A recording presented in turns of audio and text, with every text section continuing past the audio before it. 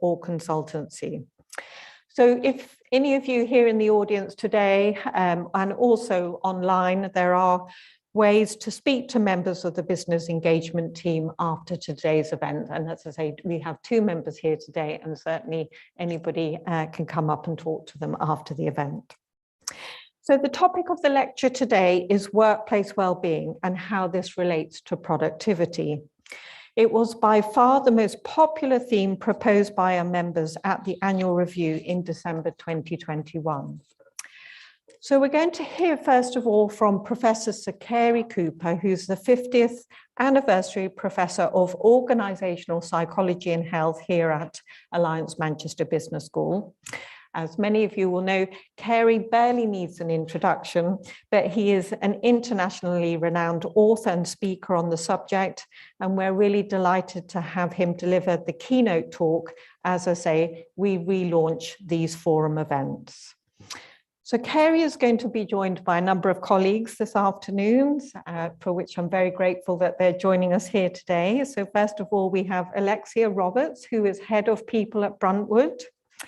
We have Zach Fenton, who is founder of Bloom AI, is that right? Yeah. And Maria Manda, who is Health and Wellbeing Specialist of Skills for Growth Program at the Growth Company. So thank you very much for joining us and participating in this afternoon's event. Now, there's going to be plenty of time towards the end of today's session for your questions.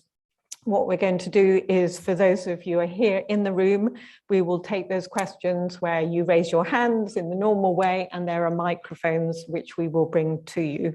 We will also have the opportunity for colleagues to submit questions into the chat function of whichever social media platform you're on, and we'll also take the opportunity to bring those questions into the room as well, and we'll mix those up as we're going along. So I hope I'm going to pull this off because I'm the facilitator of the question and answer session, but very much looking forward to it. So I'm sure, like me, you're just very keen to get started. So let us give a warm welcome to Professor Sir Cary Cooper. Thank you, Cary. Thanks, Fiona. When I was asked to do this, I thought it was going to be virtual, right? So I was going to have jeans, a sweatshirt, you know, do that sort of, no, have jeans, but then just a nice shirt on top, as we all have done, you know, no muting, no nothing. And then Rachel said to me, no, this is live. Told me yesterday, this is live. I don't know if I can fit in my suit. I mean, I haven't worn a suit in so long, you know. Anyway, it's great to see you all here. So apparently we're going to have roughly 80, 90 here and 120 or something like that, maybe even more online. So I don't know why we want to do a session on well-being. I mean, your 9-to-5ers, work is lovely. You have a lot of time at home. You don't work very hard because Boris Johnson says that if you're working from home, you don't work very hard at all, right? So I don't know why, you know, we're talking about stress and well-being and topics like that, but it has grown in popularity. By the way, it started effectively at the recession in 2008 to 2015. That's when really people started to get into the organizations started to get into well-being, other than the typical thing of mindfulness at lunch, bean bags, ping pong tables, sushi at lunch, at your desk. You know, that's the way it kind of started. And then it became more serious during the recession. So I was talking to an HR director of a bank, and I said to him, you buggers haven't done, global bank. I said, you buggers haven't done anything about employee health and well-being. And this was in 2014. And he said, a regrettable turnover. I said, that's great. I don't know what it is. And he said, we can't afford to lose. We lost so many people during the recession, 30-40%, the finance sector, that we can't afford to lose any key people. Regrettable turnover. He meant labor turnover. So that was a driver for the banks and the finance sector after that. Since then, the pandemic has made it much more interesting from my perspective, in the sense it accelerated trends like flexible working. Forget the word hybrid. I think flexible we ought to talk about tonight. It's flexible working. It's the line manager who's kind of critical. It's the hours we work. It's all of that stuff. It's the quality of working life. basically that's what it should be about. So what I'm going to do is I'm going to rapidly go. I'm an academic, so I have slides, right? I can't function without them. So what we're going to do is I'm going to show you the stats, some of the stats on why, and I have to talk from here because the technology let me down, so I can't wander around, which I like doing. All right. CIPD, Chartered Institute of Personnel and Development, the professional body for HR professionals. I just stepped down in December, having served two terms with them as their president. And I finished in December. Every year, this was the first year in 2015 that they actually found that stress and mental ill health was aggregate those two, the leading causes of sickness absence. All right, so it started then when we started to collect really hard data on it. Now, this is complicated drawing, but just look at the round circle on the right-hand side. This was the figures the year before COVID hit us all. 57% of all long-term sickness absence was for stress, anxiety, and depression. We haven't been able to get those kind of good figures for the 2 years from 2020 to now, but the ONS and the CIPD have collected data, and the ONS found roughly 63% of people during the pandemic were suffering from clinical depression, anxiety, or stress. In other words, they were showing clinical signs. But that's not surprising in a way. It's not just the working from home. It was the worried about your job, all the people who are being furloughed, the lack of social contact with your colleagues, all of that having to do, which you all enjoyed if you have any kids, homeschooling, which was a lot of fun. And as a grandfather, I was homeschooling. You know how long I lasted? 1 week. I couldn't do it. I really couldn't. My granddaughter said, you're a waste of space, Granddad. Look at, why don't we just talk about other things, about life generally? That's what she said. This is an 8-year-old. I said, all right, we'll talk about life. He said, but your mom says I should be doing all this work with you. No, Granddad, you're not good at it. You don't listen enough to me. Anyway, such is life. So during the pandemic, we had still very high levels of it. Mental ill health is a problem. It is the leading cause of sickness absence. It is a leading cause of presenteeism. Now, I think, how many of you heard of the word presenteeism?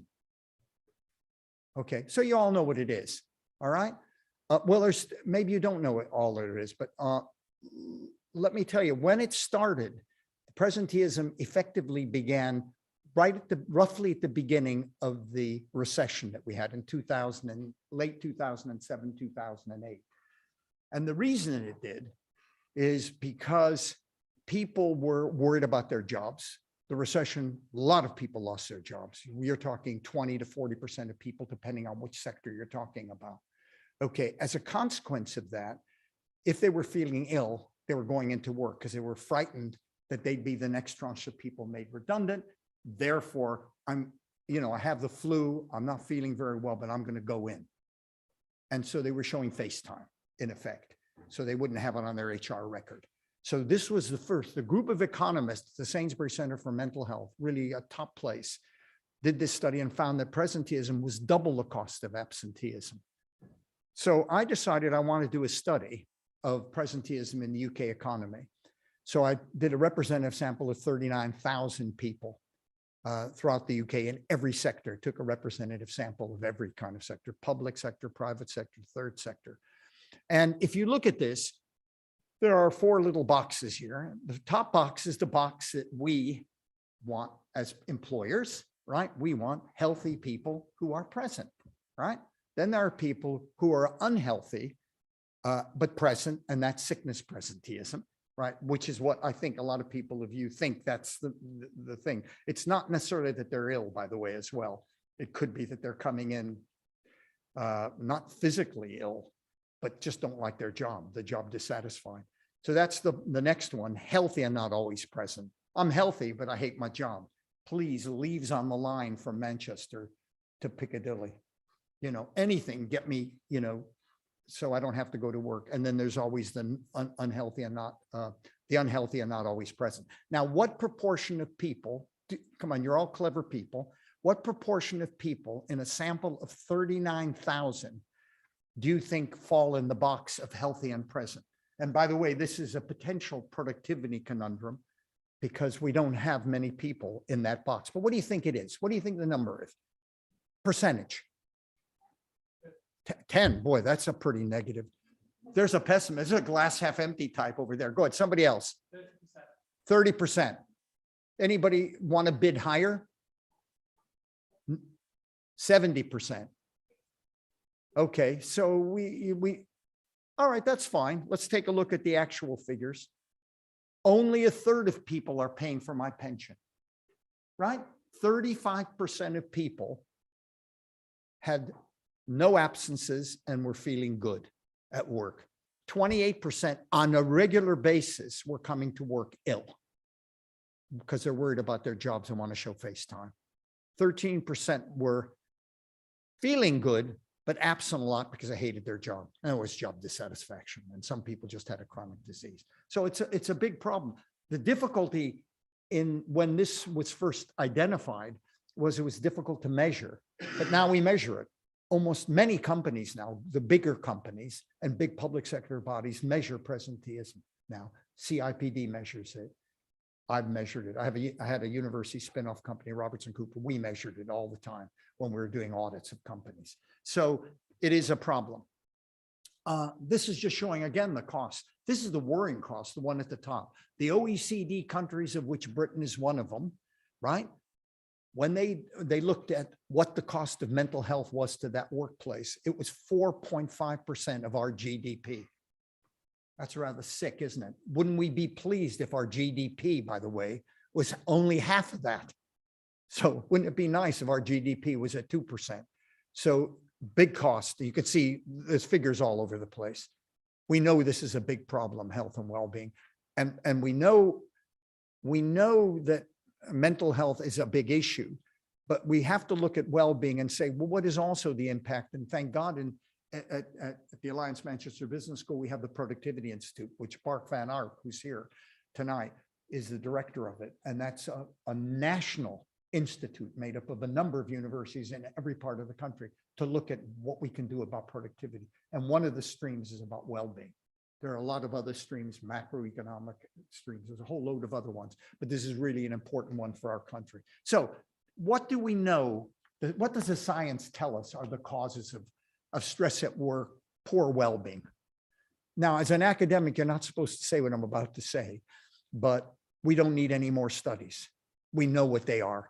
There's 32,500 studies on well-being, stress at work. And we know exactly what causes it. There are some new issues that come up from time to time, like, for example, emails.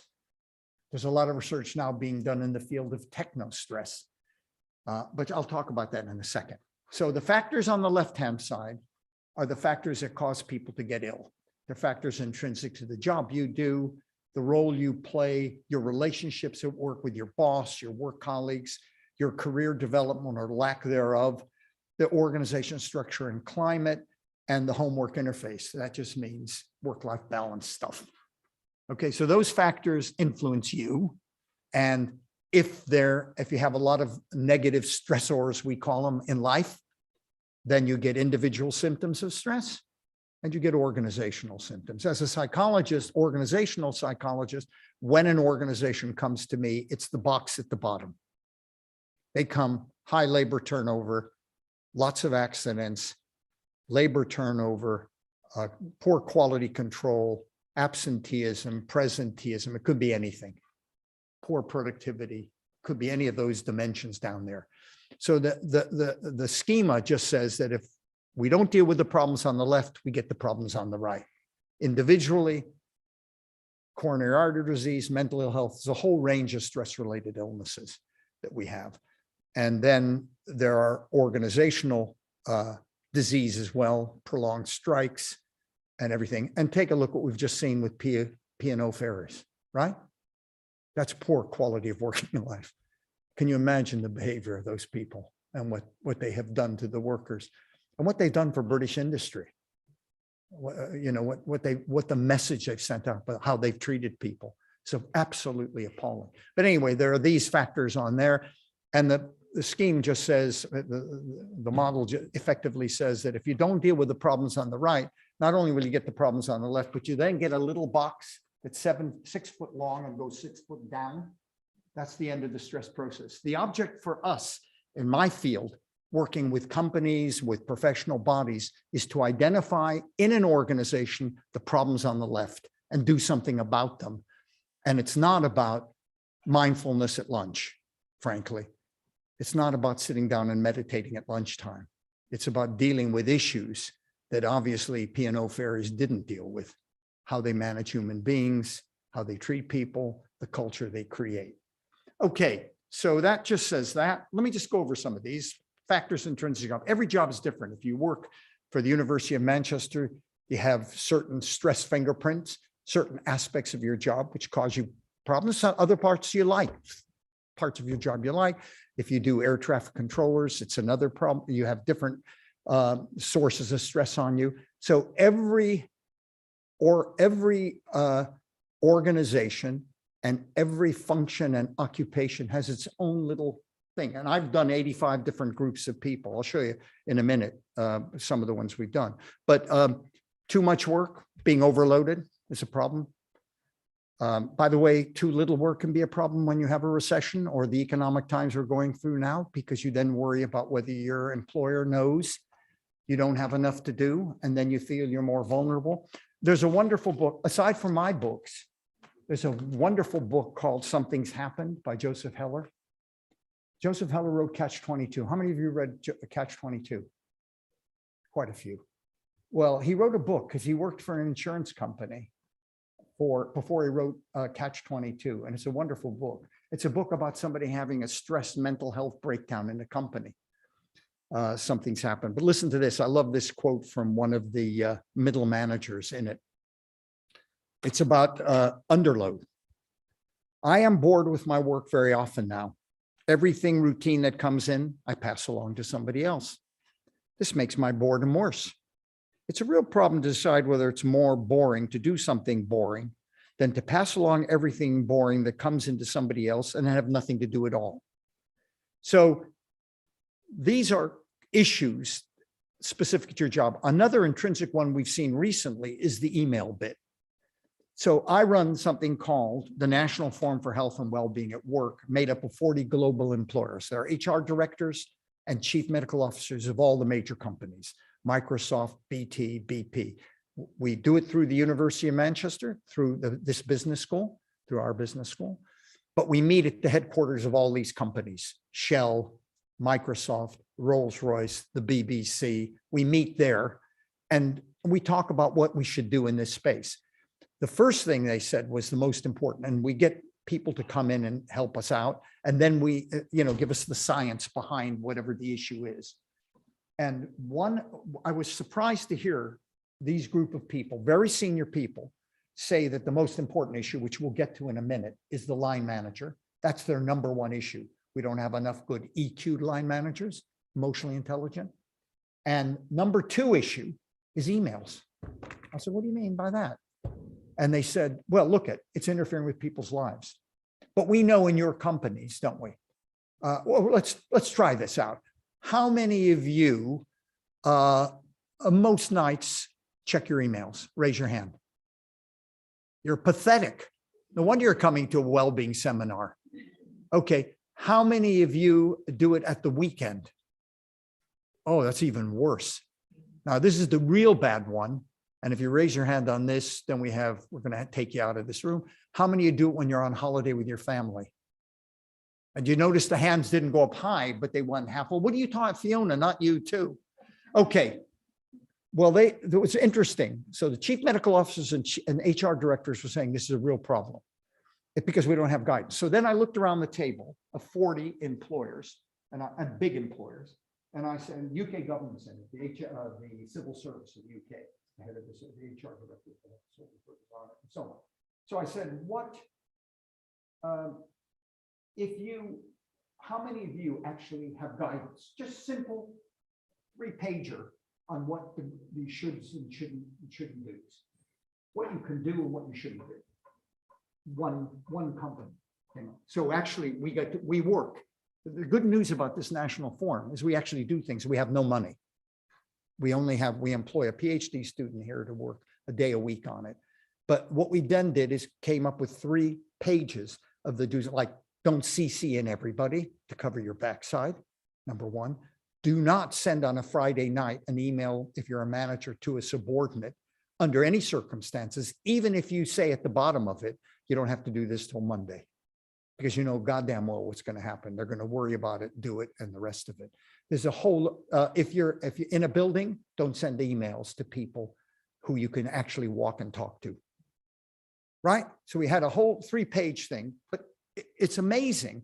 We just did this about 2.5 years ago. We did that. It's just surprising how we don't do it. And yet it's a killer. And there's a whole field called techno-stress. So factors intrinsic to the job. Oh, this is an interesting one. One of the first studies I ever did when I was at UMIST is I looked at all the air traffic controllers at Manchester Airport, look at the stress levels. These are the kinds of things that cause them stress. We took blood chemistry, by the way, of all things. We did a really proper study on this. I fly out of East Midlands now. No, I don't actually. Manchester Airport's a lovely airport. I hope there's nobody from Manchester Airport here. No, it's a great airport. But this study was done 30 some odd years ago. Okay, so every job is different. High workload, people speaking a foreign language when they're flying, training others while you're a high and variable workload. Every job has this kind of stress fingerprint you can figure out with an occupation. It could be an academic, a nurse, a doctor, and they have their own issues. Role that you play in the organization, very important. How much autonomy and control. Basically, the science shows the more control and autonomy you have over your job, the better. That's why the science before the pandemic on flexible work is that's what people wanted. They wanted control and autonomy of their life. And if they could work not at the coalface, they didn't have to work at the coalface. They were a service-based business. They wanted to work partly from home, partly from central office. The difficulty was they felt pre-pandemic, if they did that, that would show lack of commitment, so they didn't do it. Women were forced to do it because women have little things that run around the house called children and elder care. And I know there's a new man out there, but I think he's touring the country at the moment. So the problem I think we had pre-pandemic was it was women who were doing the double shift. We all know that. Women were looking after the home and pursuing careers at the same time.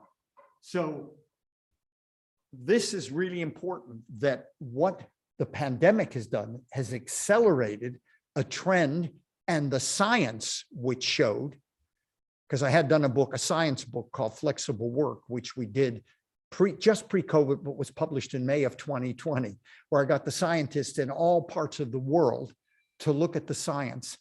And yeah, it's okay. You can't hear me, or, oh, that's for later. Oh, that's great. Thanks, love.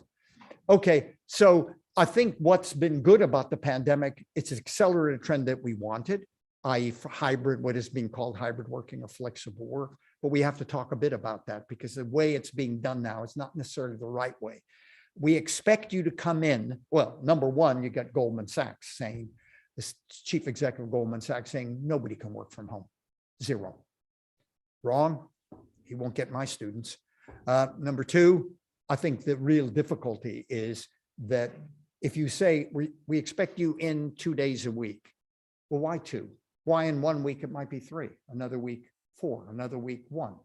In other words, what's HR? HR should negotiate with each individual, or the line manager should negotiate with each individual what suits the individual, but what suits the company. Then you come up with this, then you come up and you build a team around that. And that's if we have emotionally intelligent line managers, that's the way we would function.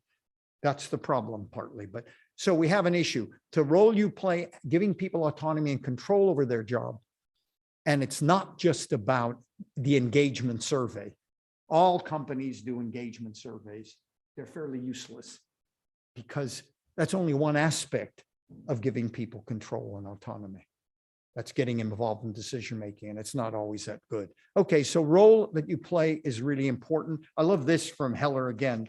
Sorry, I just love Heller. I don't get royalties for his book, by the way, but I love him.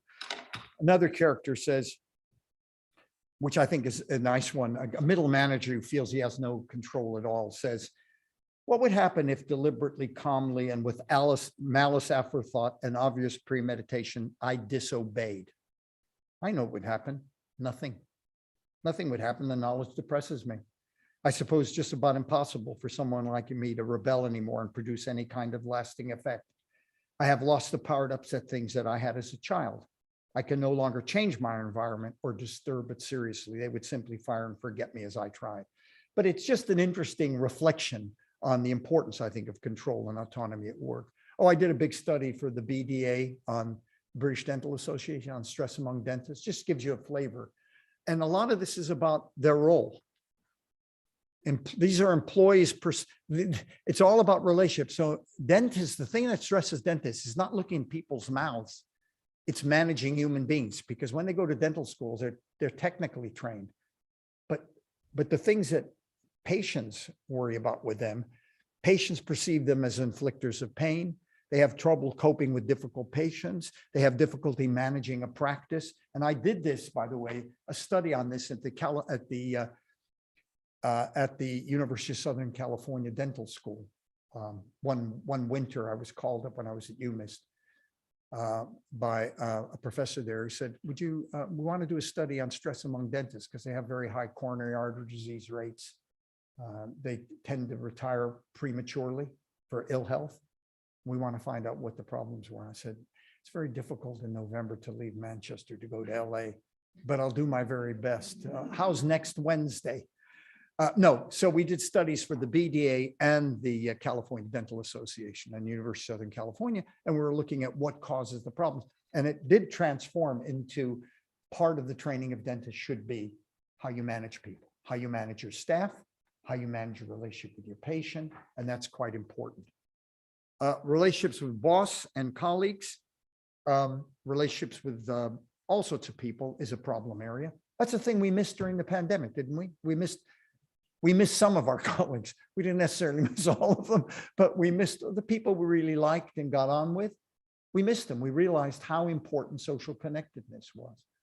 So relationships are quite fundamental. If you look at the science, the big issue is the line manager, the boss. This is a big issue. So my National Forum for Health and Wellbeing, which is going for 4 years now, 2 years before the pandemic, all these people said, if we could get socially skilled line managers at every level of an organization, we wouldn't have half the mental health problems we have in the workplace. That was their line. And more than ever, what the pandemic should have shown all of us is, and where we're going forward, if we have hybrid working, don't we need people who are going to be able to manage people? Some are going to be in a central office, some are going to work remotely. How are they going to identify when somebody is not coping, doesn't have a manageable workloads, doesn't have realistic deadlines, right? So you, more than ever before, the line manager, even though these guys and gals said 4 years ago, this was the key issue, it's bigger than we had thought about it, given the pandemic and where we are going. So for me, this is numero uno. All organizations should now look at all their managers from shop floor to top floor, work with HR. HR knows where the bodies lie. HR should be able to say, you know, those 30% are good. Nobody leaves them. They get the performance that we really need. And remember, productivity is about the performance of teams. It's about that performance. And so if we have more emotionally intelligent, socially skilled line managers, but here's the problem. And in a way, business schools are partly responsible for this, in a way, not responsible for it, but maybe we have to spend more time on it, is we tend to promote and recruit people for management roles based on their technical skills, not their people skills. That's our major problem. So until in the future, there's parity between people's people skills and their technical skills, we need both. Until we recruit them, we have a short-term problem over the next 10 years. What do we do with the men and women we currently have? 30 or 40% are likely to have the skills naturally. 30 or 40% more are likely to be very technically competent, but trainable. And then there's a 10 or 15% who are untrainable. They should be in a technical role, but not in a people role. And we just can't have to acknowledge that reality. Now, the companies in my forum, several of them are now looking at that as an issue. How do we deal with what we've got? And what if we take technical people out of a management role, but pay them well if they're good technically? Pay them well. You're a great engineer. Why do you have to go up the spiral? This is another issue that the pandemic, I think, has raised for all of us in the workplace is, why are organizations pyramidal? Where in order for you to get more money and higher status as a teacher, you have to become a head teacher, even though you love classroom work. Why, as an engineer, do you have to do that same pyramid to get more money? And why shouldn't it be like a box that an engineer gets paid what a CEO gets paid, a top engineer? In other words, I'm just saying we have to rethink this. I don't have the answer to it, but I know it's a problem. But the line manager is pretty fundamental to the well-being of employees. Your boss, do they manage you by praise and reward and recognition, or is it fault finding? Do they recognize when you're not coping and put an arm around your shoulder and say, what can I do to help you? I noticed your behaviors. You know, you're looking very withdrawn. That's what we need in a health and well-being thing. And by the way, that's what we need in productivity as well. To get the performance out of people, I think we need those kind of sensitive people in the role, but technically competent as well. The last quote from Heller, which I just love this one. This is the opening paragraph of the book. And Heller did work in an insurance company before he wrote Catch-22. Listen to the opening paragraph. It's all about relationships at work. He says, in the office in which I work, there are 5 people of who I am afraid. Each of these 5 people is afraid of 4 people, excluding overlaps, for a total of 20.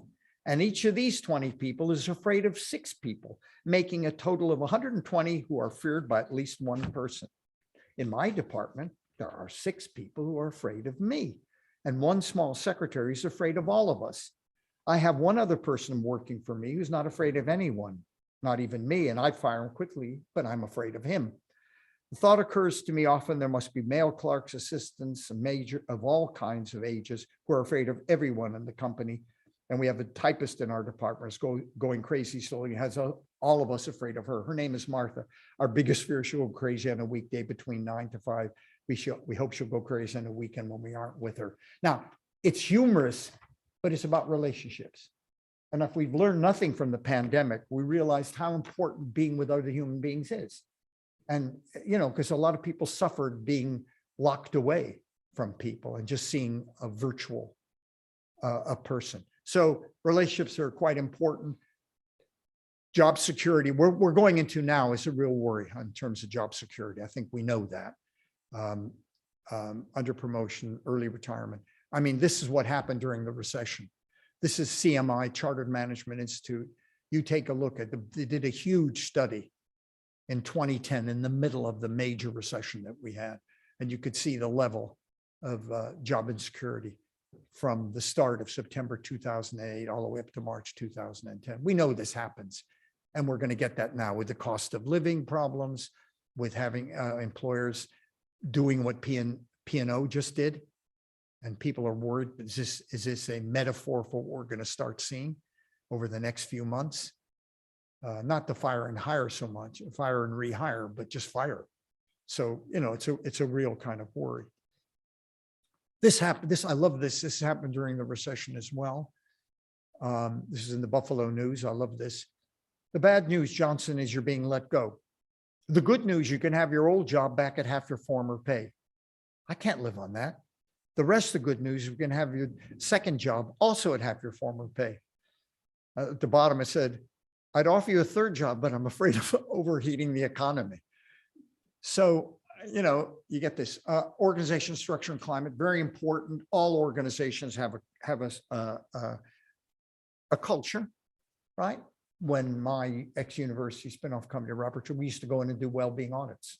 And you know what a culture is like, you know, whether it's a caring culture, a competitive one, supportive one, you can identify cultures, and dealing with these, I think, are quite important.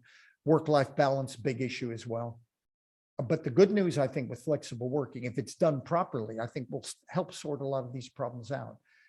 Issue I think we're going to have in the future is what do we do with people who have to be at the coalface? Doctors, nurses, paste assembly line workers, bus drivers. You know what? We do the 4-day working week for them. I think we have to think out of the box. Doesn't it? If you have flexible working for people like me in a university setting, a service-based business, flexible working is, I don't probably need a 4-day working week. I can get everything done if I'm trusted by Fiona to do what I have to do, and right? Then it'll be fine. But what do you do with the doctor who has to be in a hospital? And I think we have to start thinking about options for people who have to be at the coalface, because there's a big chunk of them who service all of us. Okay, so what do we do about all this? This is something I did for the EU. Do you remember the EU? Do you remember that? The organization we stupidly got out of, but I'm sorry about that. All right, I did this for the European Foundation for the Improvement of Living and Working Conditions. This was a strategy we came up with the EU. It's an agency, it works out of Dublin, but it's an EU agency. And we said in dealing with well-being and stress generally, we should have a 3-prong approach. One, you should have employee assistance programs, some counseling service, something to protect people who are not coping, whether the problems are to do with work or home. Second, we should have training. And I myself did a meta-analysis of all the resilience training in the world with Professor Ivan Robertson, which we published. And resilience training is helpful and does produce higher levels of job satisfaction and lower levels of sickness absence. So certain training thing to help people cope. Maybe we need to train managers how to cope with people who are working hybridly, given what we're into now. Maybe we need managers to understand the importance of email and not emailing people all the time. Otherwise, we'll get like we saw in France, we have the right to disconnect law. I'm not for the right to disconnect law, funny enough, because you know what that law is. No manager can send an email out of office hours to their subordinates. Now it's in New Zealand, Ireland, it's all over the place. And the EU are now considering it as something. I've talked to a lot of EU people. They're considering it as an EU issue. Why I don't like it is because if we're going to be working flexibly, how can you say don't send an email to somebody? What you then say is don't send an email when they're not working, rather than at night, at weekends, and when they're on holiday. So we need to do training. Primary means doing well-being audits on a regular basis. By ex-university spin-off company, we did that with all global, with a lot of global companies, UK companies, and you use proper psychometrics, you do it, you give them feedback, it's all done anonymously, and that's the way you find out employee voice. How do employees perceive your organization? Your line manager, the senior managers, the hours you work, the comparative pay, every aspect of the job. You get that data, you break it down by every demographic you've got, and you find out. So that's what you do. Now, what is the evidence that doing well-being hits the bottom line? Okay. CIPD do this every couple of years. The 2018, this is 2018, but they did it in 2021 recently as well. They have collected data on sickness absence with well-being initiatives, interventions. And we're getting more and more studies in their journals now specifically looking at this. So when my ex-university spinoff company, when it went into a company and did a well-being audit, and we did it, by the way, with the company that built this building for us, Mace, the builders. They were a client of ours. We did a well-being audit, broke all the data down, did interventions, but then did something that HR tends not to do. We collected the data, because given that we're a university spinoff company, we collected the data on what the impact of the intervention was. So I would go to the board. I went to the board of Mace and I would say, here's what we found. This worked. This didn't work. You have to be honest. But now we know that doesn't work, that intervention. So we're going to tweak it and do that and see if that works. Because that's what life's about, right? But not, you must collect the data on the interventions and what works and what doesn't work. So this is what the CIPD did. PwC took a look at 55 organizations, looked at all of this. And again, they found out they had an impact on sickness, absence, turnover, and even productivity where you can measure it. But productivity, as Bart will tell you sometime, is a complex phenomenon, and it's not easily measurable in some contexts. And when I do my studies, it's frequently I use subjective measures of productivity, sometimes objective. And I'll show you one. Do I have time? I have 5 minutes, so I'm okay. Okay, just to let you know, NICE look at this as an issue, well-being and stress, big issue for NICE. Studies I've done, we did it for the United Learning, a private academy thing, a lot of schools and tons of schools in their academy, and they were looking at sickness, absence. Teacher stress is probably one of the worst professions that I've ever done. Teachers are one of the most stressed occupations, probably number one. And there's a whole variety of reasons I won't go into now, but they are. So we looked at that case study. Oh, Network Rail is a client that was really good, an interesting study as well. I'll show what we did with them. We actually looked at subjective and objective productivity from people working on the line up and down the country. Okay, and we found a correlation. If we enhance their well-being, it was linked 0.46, very statistically significant to productivity, both subjective and objective. So what we then did, and we looked at the most productive people and the least productive people. Again, we found the difference. So what we did is we got a formula because we wanted to do the cost. What it would cost Network Rail if they intervened and they look, what would improving the psychological well-being of their people actually hit the bottom line? And we did this in terms of pounds and pence, and they would save 1,201 pounds for each employee if they did, if the interventions that we tried with them. If we only took 15% of our sample, and our sample was 2,600 of a 35,000 working force, it was a representative sample, we could save on just 15% of that sample, 468,000 pounds. Then we said, what if we took a look at the whole 34,000 and we were only effective in improving the well-being on just 15% of all the employees? They'd save 6.1 million. What if we in the UK did that with every employee? We would save 5.6 billion, or enough to pay the wages of 243,000 nurses, or you could buy 21,500 Lamborghinis. The point I'm trying to make here is you can cost this stuff. You can see, because you know what? CEOs and CFOs only understand the bottom line. Although in mental health terms, they do understand that this is a big issue because it's been done. So well-being is not this. Dilbert, tomorrow is the mandatory meeting on employee health and well-being, says the boss. The meeting starts 6 a.m., so it'll interfere with your sleep and not your work. Doesn't that send a message that work is more important than health? I hope so. That's the theme of the meeting. Healthy employees are unproductive. They're always exercising or eating fruit when they should be working. We prefer employees who work hard and die before their pensions start paying out. Suddenly I feel sick, right on schedule. So that's not well-being. It's strategic, it's board. My national forum in 1 week's time, in 1 week, next week, we're meeting again. We have now metrics. We're now saying there should be a NED on every board of the country who is responsible for employee health and well-being. And many companies now have directors of health and well-being. And I have 1 more minute. I'm just going to read one thing and then I'm gone. All right. And it's this. Well-being isn't a new construct, by the way. The first person to actually mention it in the context of the workplace was a president, a man who should have been president of the United States, Bobby Kennedy. He did a speech at the University of Kansas in 1968, 2 weeks before he was assassinated. All right. And you know what his speech was?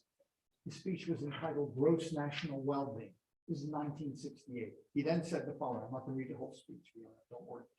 Too much and for too long, we seem to have surrendered personal excellence and community values in the mere accumulation of material things. Our gross national product is now $800 billion a year. But that gross national product, if we judge the United States of America by that gross national product, remember what GDP and gross national product is. It's all the things we create, that we produce. That gross national product counts air pollution and cigarette production. And ambulances clear our highways of the carnage. It counts special locks for our doors and jails for the people who break them. It counts the destruction of the redwood, chopping down of the redwood trees, and a loss of our natural wonder in the chaotic sprawl of our cities. But remember, this is Vietnam time, by the way, 1968. It counts napalm and nuclear warheads. Incidentally, it does now. All the nuclear warheads we produce, all the armaments we produce are counted in our GDP. And armored cars for the police to fight the riots in our cities. The gross national product does not allow, however, for the health of our children, the quality of their education, or the joy of their play. It does not include the beauty of our poetry or the strength of our relationships or marriages, or the intelligence of our public debate, or the integrity of our public officials. Boris Johnson. It measures neither our compassion nor our devotion to our country. It measures neither our wit nor our courage, neither our wisdom nor our learning, neither our compassion or devotion to our country. It measures everything, he says, in short, except that which makes life worthwhile. So he was the first person to say we should measure. Bhutan, New Zealand, and a number of other countries now don't measure just GDP. They measure gross national well-being. So it's an interesting movement, I think, not just in the workplace. Thank you very much.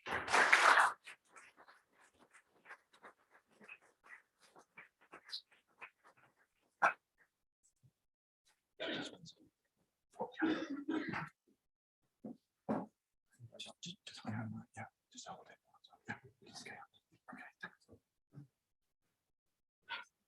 Cary, I think mic'd up again. Yeah, Yep. I might. This one works. Right, good. Sit down, Cary. So relax. Thank you very much for a very stimulating talk. As always, many of you will know Cary is a fabulous speaker and provides us with lots of insights into such important issues. So we have a panel, as we heard earlier, and I'm going to ask the panel, go to them each in turn and just ask them to say a few words about themselves again, and perhaps to add a few comments about what they've heard from Cary's talk, and then we'll open it up to the audience. So Maria, first, would you like to say a few words about your role at the Growth Company, please? Yeah, sure. So welcome everybody. I'm glad you're all here this evening. Lovely and sunny outside, so I'm glad you chose to be here. So I'm Maria Manda. I'm the Health and Wellbeing Specialist on the Skills for Growth programme at the Growth Company. So the Skills for Growth programme is a programme for SMEs in Greater Manchester to upskill them, improve productivity, and also boost the economy as well. So my role on that programme is a wellbeing specialist to go into businesses to help businesses develop their wellbeing strategy and their framework to support employee wellbeing and also boost productivity as well. It was really interesting, Cary, to hear your point about leadership, because that's one of the reoccurring things that we have on the programme. One of the main things is that people go for the leadership and management training, and certainly in my role, one of the demands out there is to train up managers in managing well-being and managing mental health in the workplace. So I conduct a lot of workshops around that, and also workshops to support employees in managing their mental well-being as well. So two things I'm very keen on in my work is developing that awareness and making sure businesses have got health awareness programs in place, but then also making sure that employees have got the strategies and the tools to help them with their own self-care, so that they're coming into the workplace well and thriving in their role. So I know COVID certainly shone a light on wellbeing, and organisations are now seeing how important it is. and seeing the value of it. You know, it's having a positive impact on business success, and it's also driving that bottom line profit, which businesses, you know, always look out for as well. So, so that's me. I could talk all day about wellbeing, but I'll shut up now. Okay, thank you, Maria. So, Alexia, tell us a bit about your role at Bruntwood. Hello, everyone. So I'm Alexia, and I'm head of people at Bruntwood. And actually, Cary, your presentation was quite overwhelming, because I was like, oh my gosh, I'm responsible for so much. Because wellbeing is how people experience work, and that's everything from, you know, understanding their purpose, understanding their role, how they interact with their line manager, the benefits that we provide, the way that systems and processes kind of support work, to right down to the workspace and how it's designed for productivity. So that whole kind of scope and that whole range. And I think for me, the most interesting thing that stood out, not only the leadership, because I think it's so important, having those kind of empathetic conversations and managers that really truly care about people is absolutely vital. We've done so much work on that. But I think the interesting thing for me is kind of the post-COVID world now, and that's really interesting in that, you know, half of teams were furloughed. It meant that workloads changed, dynamics of roles changed, and just going back to what you were saying about the organisational structure and role clarity, I think from our perspective, as we're kind of returning back to the office and returning to ways of working, that's a huge impact for us. And, you know, burnout's a real thing. It's something that's being talked about quite a lot, and I think that role clarity and those very clear lines about what people are responsible for is absolutely huge when it comes to wellbeing. Yeah. Okay, so thank you for that. And then Zach, a founder of an organisation. Founder of a company called Bloom and I. We do workplace health and wellbeing, data science, and employee benefits. I think you have a really interesting point actually about the annual engagement survey and how it's not very useful. Typically, we'll see people, so much can get thrown into, I guess, an engagement survey without actually measuring employee engagement. So typically, when you're measuring employee engagement, you're looking at things like vigor, dedication, absorption, which are real psychological constructs that combine to form what is employee engagement. And the bit about line managers that you were discussing as well, if you think about how most people become line managers, it's not because, you know, you've gone to school and trained to be a line manager, it's because you have that technical or even that length of service in some cases where you get promoted to that position, that role, and then you kind of end up in this role and you think, oh crap, how the hell do I do this? I'm looking after so many people, I'm responsible for their emotional well-being and all the stress that can come from managing a workplace. But yeah, there's my opener, I guess. Yeah, so great. So quite a few issues thrown up there, issues around leadership, issues around the period of change that we're still going through. And then, as you say, thinking about how do we really measure and understand engagement with organisations are three huge topics, but there's many more there. So we've got some roving mics, I think, around the place. So it's going to take a couple of questions from this audience, and then we'll also go online. So does anybody want to put their hand up and perhaps introduce themselves when they ask their question as well? There's one here. Hi, I'm Victoria. I've just gone into my own business doing corporate massage from used to work in a corporate world. I'm interested to know how you look at diversity and inclusion and how that comes into the wellbeing space, because I've been used to a background of seeing a blanket wellbeing space, but there are times that doesn't fit everybody. And when I say diversity inclusion, I mean the fact that every single person is an individual human being as well, and how that's brought into the wellbeing space rather than it being just a blanket expectation. Because I know from a personal standpoint that I worked for a company with wonderful wellbeing, but I got failed. So it's just an interesting to understand what do you think about how diversity and inclusion and well-being go together? Okay, great question. So Maria? Yeah, well, I'm actually a member of the Wellbeing and Diversity Committee within the Growth Company. So the Growth Company has 1,500 employees. So we've just rolled out some training on neurodiversity. So that's kind of one area. We do a lot of work around mental health. We have lots of an awareness. We've got an EAP. We make sure that conversations are inclusive as well. So it's all about getting the conversation going and just really creating that, inclusive culture within the organisation. I think from our perspective, there's an understanding of the colleagues and the makeup that we have within the business, and that kind of feeds into the services that we provide and the benefits that we provide, and that's all well and good. But the other side to me is really treating people as individuals and encouraging empathetic leadership, open conversations, encouraging people to speak up. One of the interesting things we did is create a self-reflection tool, which was a wellbeing plan, and it was to enable people to better communicate their needs to their line manager and trying to take some of the kind of discomfort away from that. And it worked with one of my direct line reports. We really struggled to gel, and it was that opportunity to kind of be open and say, actually, if I'm coming in, and I think she said something like, if I come in and I'm wearing red lipstick, I've had a bad day because I put lipstick on and I'm having a bad day, it makes me feel better. And it was just that little thing that kind of made me then be more aware of that person and how she's experiencing work. So that was a great thing for us to do. Okay, good. Okay. As an organisation, as a society, and within our organisations, we need to move away from just kind of blanket approaches to things. And if anything is ever being done for the sake of being a tick box exercise, then you've kind of already lost, if that makes sense. It's moving away from those, as I said, tick box exercises.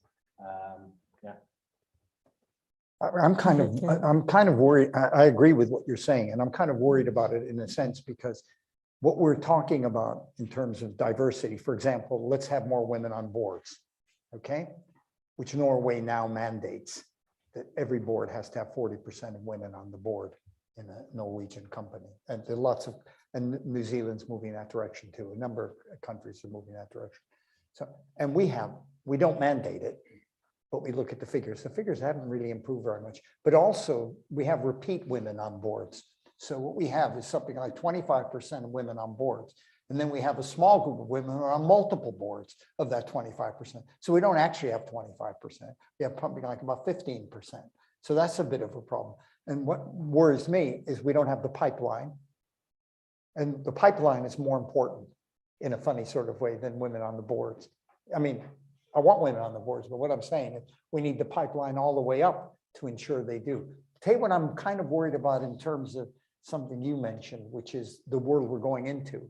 Here's a negative about hybrid working. The negative is men are so much into their work as an identity issue. The most important thing for many men is to be successful at work. Being successful in the family is secondary. Oh, I hate saying that, but you know what I mean. It's less important. For women, it's a bit of both. My real worry on hybrid working is now that we're going back into the workplace live more, not entirely 5 days a week, will men go in more than women? Women not being visible in the workplace means that they won't get promotion. Because they don't play politics like men play. Men are very clever at playing their career. Women are less good at that because they think they're going to be rewarded for doing a good job, and you're not. You have to play the game. And it's sad to say what I'm about to say, but that's what I feel. And so I worry about that element of it. Will women, because of the child rearing expectations of their partners, and even in the millennial group, I see it in my own kids. I see my own son-in-laws behave that way. You know, my work's important to me. I'm sorry, I have to go to that meeting. You'll have to pick up the kids. I can't do it with a daughter who's a criminal lawyer. You know, so you have to be, I think that's going to be an issue. Because if that happens, if men migrate back and work 3 or 4 days a week and in the workplace, and women only work 1 or 2 days a week, I think it will adversely affect their career by not showing face time. Yeah, it's very interesting. Another question at all? We've got a question at the, just one here, and then there's another one at the back. We can do that in a minute. Okay. Not so long ago that I suppose organisations would talk about finding the right fit. And I guess at best you could say all they're trying to do there is find someone with the right attitude that kind of slots right in. But at worst, I suppose the face fits has got quite dark connotations.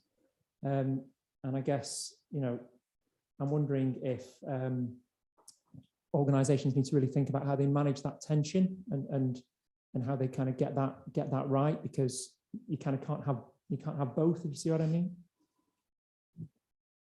Anybody want to comment on that?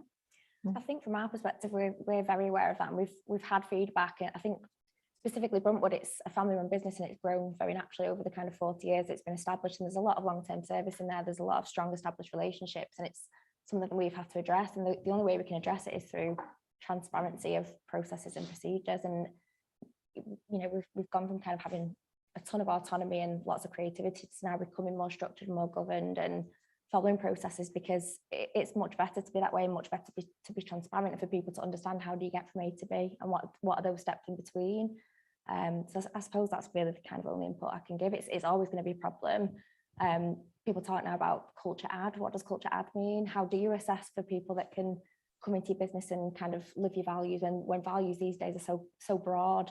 So it's a constant challenge, and it's definitely something we're addressing at the minute. I guess what I was getting at is, I suppose, the dark side of it is you're never that far away from things like unconscious bias, where kind of sometimes senior managers tend to have an affinity towards people who remind them of themselves, look like them, that type of thing. And I suppose that was kind of the context of my question, really, that you can't have someone who's like the perfect fit and have that kind of new perspective, new points of view, different ways of thinking, different ways of looking, different appearance.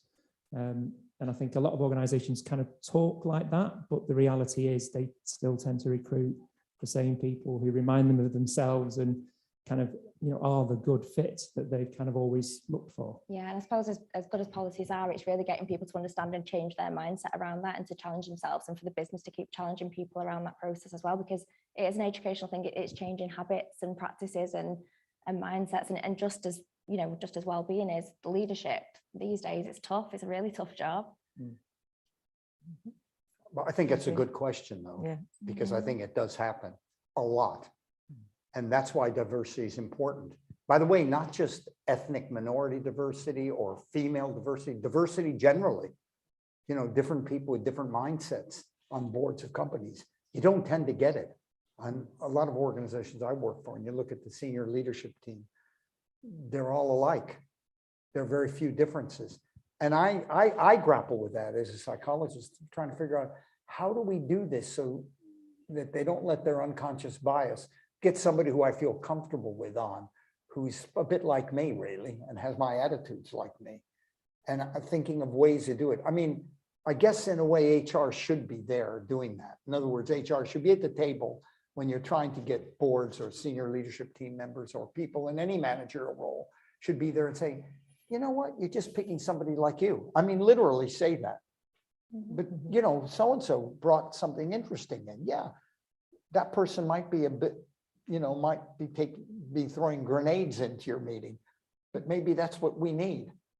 And presumably we also need to think about at times how everybody's got strengths and weaknesses, and how do you pull out people's strengths? How do you play to people's strengths? So we'll all have our different weaknesses of different types, but actually what we want to bring to the fore and to the table is the different strengths that people can bring, and recognize the diversity of those strengths.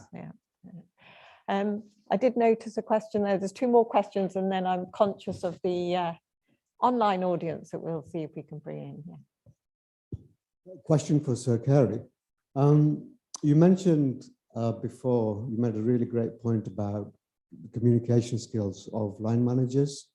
And I think, having worked in corporate environments for the last 30 years, has there been any sort of studies and correlation between improvement of communication skills versus the well-being and the feel-good factor in a business? Because I think a lot of the tensions in a business environment are actually caused by lack of empathy and lack of interpersonal communication skills.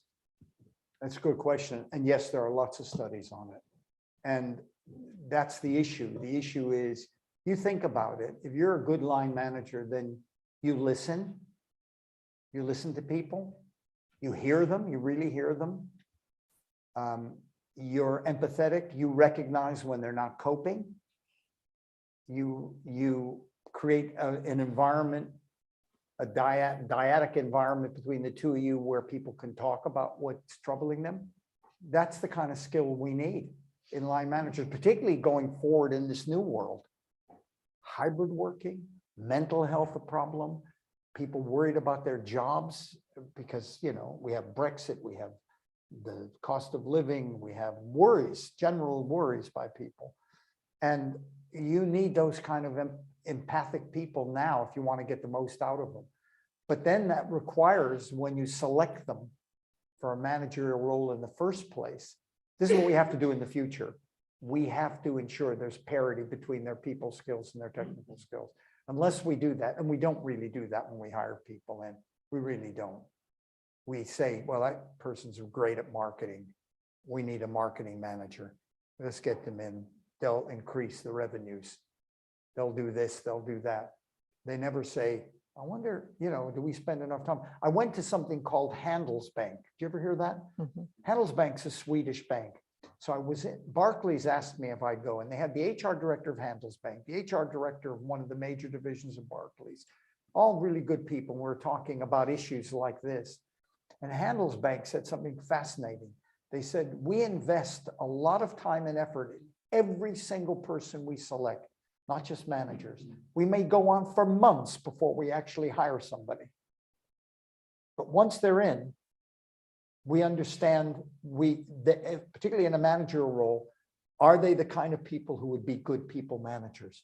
But we spend a lot of time. We don't just do an interview and a couple psychometric tests and that's it. And they're upfront. And also, incidentally, they do something rather interesting too. They're the only bank that doesn't give bonuses. They give a bonus at the end of your career. The longer you stay with them, the more your bonus is.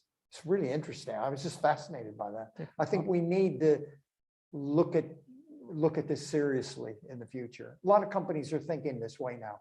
What's their average length of service if they offer bonuses? They have very little Huge. turnover. They're really a fascinating bank. They're now up north here, by the way. They're in Wilmslow. Yeah. But anyway. Well, looking at communication, I think there's really kind of 6 areas, organizational areas that you can break down: workplace stress or workplace well-being issues, and almost all of them involve some area of communication. So your demands placed on you within your role, the workload, the role you have, the relationship you have with your kids, the relationship you have with your line manager, and almost all elements of that involve, well, huge elements of based around communication. So yeah, it comes back to that issue of line managers needing to, I guess, get more training and upskilling and we also do. Okay, I saw another question somewhere in the middle here, I think, was it? Right, okay, well, let's have, we've got one here, yeah. Thank you for the talk today. Thanks again. It's very interesting because even as a student myself before, and you talked about a lot of studies out there, we seem to repeat the same thing. A lot more needs to be done. We've highlighted bits on culture. I'm all for equalism, and like I encourage, but I still think sometimes it is a bit publicity. Like a lot of it, we're saying we're going to get done, but there's still more action that's required. And even like when you're in workplace, a lot of things we've highlighted in a good way. Even as an observer, when you see people getting shouted, it's not healthy, and it's like there's a lot of. It's good that we're having all this awareness and it's coming, and there's no stigma related to it. But again, there's still that more needs to be done, and it's yeah. And we shouldn't have all these. It should be equal between men and women in the workplace and opportunities. I was doing a casual job last week, and I didn't like it. You can go home when you see someone shouting at each other, and it's not. And then, like you said, when the stress happens, people don't know what they say, or it's anger, and then it's like. But even if you're not actually receiving it, if you observe it, it's not pleasant at all. Yeah.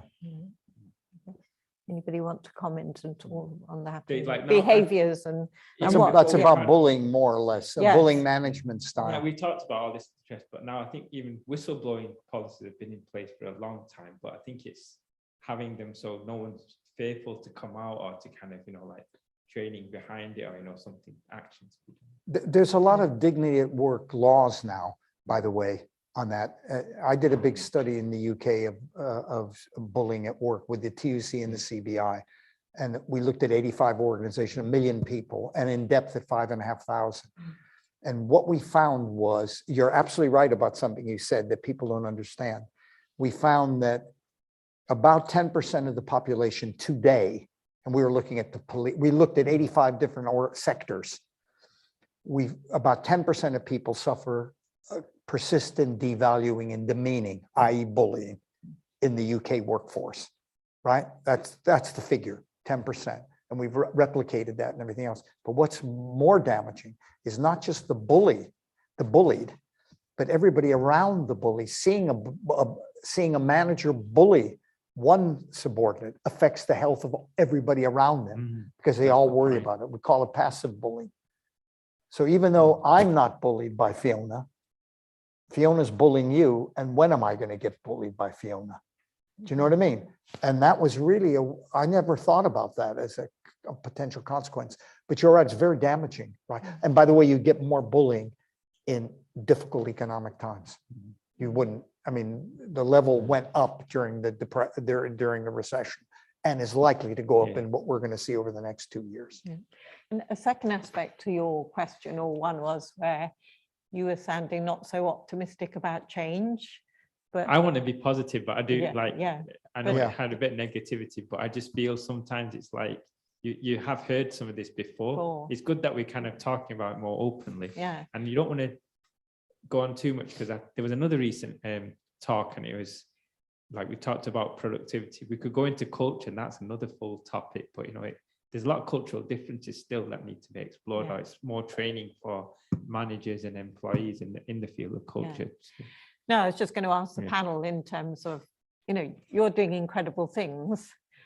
There's always lots of things to do, but do you feel optimistic about some of the changes that you're pushing forward? I certainly do. I mean, the stat last year from CIPD, they said that 47% of organisations now have a wellbeing strategy, and I can't wait to see this year's start, because I'm hoping that that's, you know, jumped up. I think organisations now are becoming people-centric, and people won't work for you if you're not going to look after them and you're not being valued. And at the moment, we've got the great resignation going on in the market. Absolutely. It's an employees market. So if you're going to work for a company and they're not going to treat you right, they'll just bounce on to somewhere else. So I think organisations have really got to invest in the well-being of their employees, and they've got to value them. And I think purpose has become a big thing as well. People want to work for an organisation, you know, with purpose. And I think, you know, during COVID, that's been really important. Yeah, I think as well, when you're in a kind of consumer-driven environment and market, you're always looking at what competitors are doing. And I think, you know, the 4-day working week is an example. It started as an experiment there, and it's growing. And I think there's that kind of momentum behind it is driving a lot of change.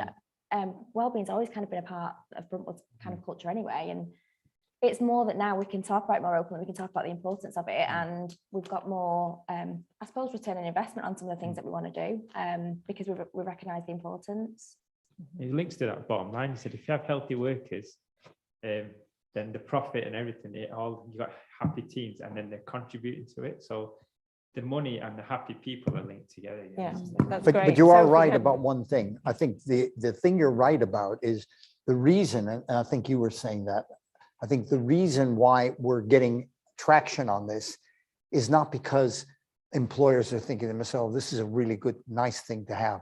You know what they're doing? They're saying something like, how do I retain and attract the millennials and the Z generation? And if they have remember what they're called? They're called snowflakes, right? They're called snowflakes because they're unprepared, like their parents were, to accept the damn job for their mortgage and everything else, even though they hated it. The snowflakes, the millennials, the young millennials and the Z are saying, screw it. I've had students come from MBS recently, call me up and said, Cary, how are you? I haven't talked to you in a long time. And I said, yeah, how are you? Are you still working for X? Oh, you're kidding. I wouldn't work. I left them. They were dreadful to work for. A total young millennial response. I'm getting that all the time from people. And that's the thing. If you want to retain and attract talent, then you got to do this thing. It's a bottom line thing now. It ties into what you were saying earlier as well about how there's so many studies done already.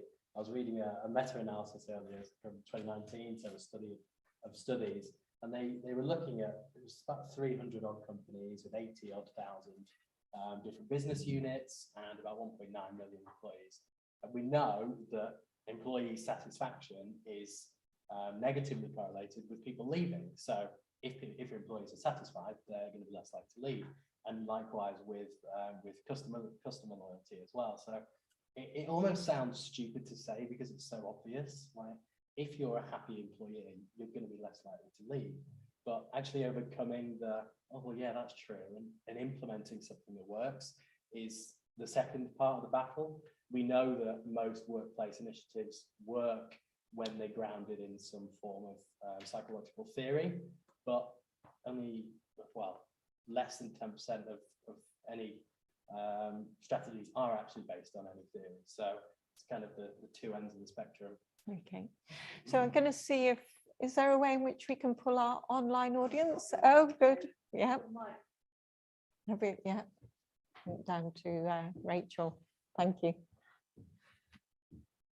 There's one question directly to Cary from one of your UMIS master's students from 1982. This shows how old I really am. I told you, it's a I'll master's. get you to follow up with Hazel on those afterwards in interest of time. Yeah. I'm going to pick out the two questions that are more relevant to the whole panel and that we can hopefully get you to wrap up good both idea. of these in a couple of minutes because we're overrunning slightly.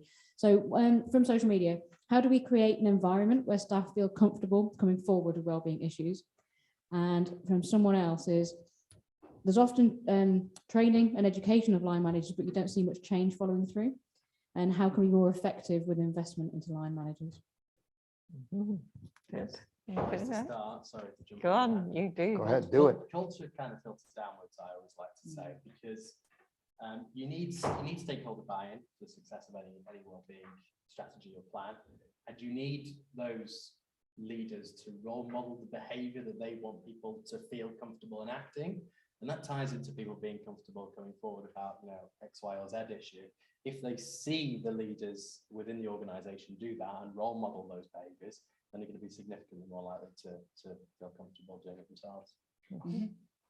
Yeah, I think to add to that, it's just to ask employees what they want as well, and constantly get that feedback and get the buy-in, from employees as well.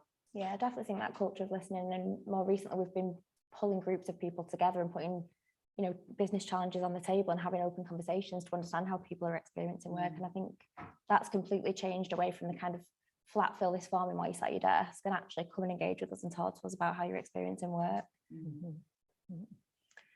One thing I was reading a few weeks ago talking about human behavior was how it said we underestimate the importance of how we observe other people behaving and its impact on us. So just returning to that point of role models and how leaders behave has a huge impact on the behaviors and the culture of an organization, because we observe and we mimic behaviors that were around us, and that is such an important part of a culture, isn't it? Yeah, that's good. Yeah.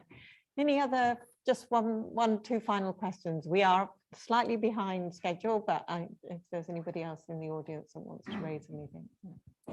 Oh, last one. It's Hi. Ian Hutchings from Vita Safety.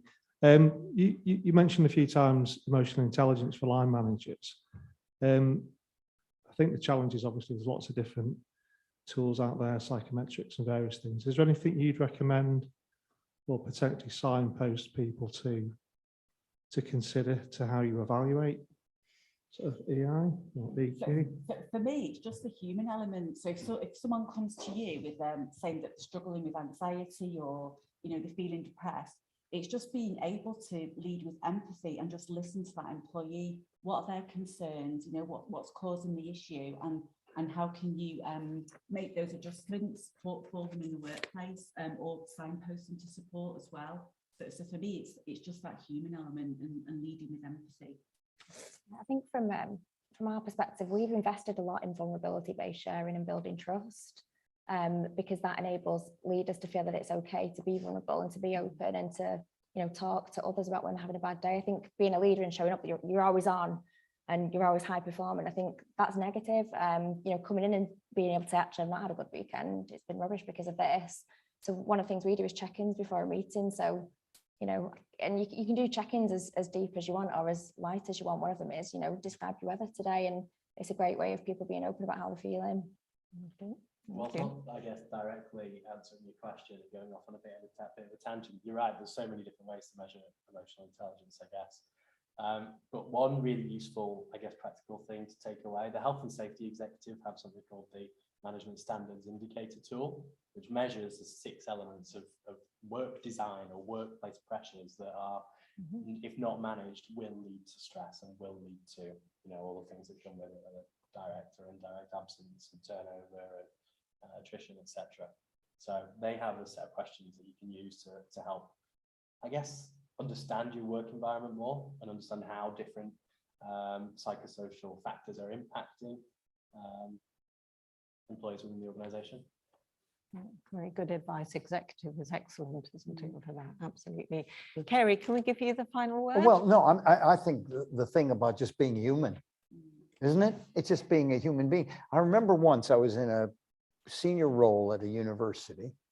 One, it wasn't this one, it was actually Lancaster.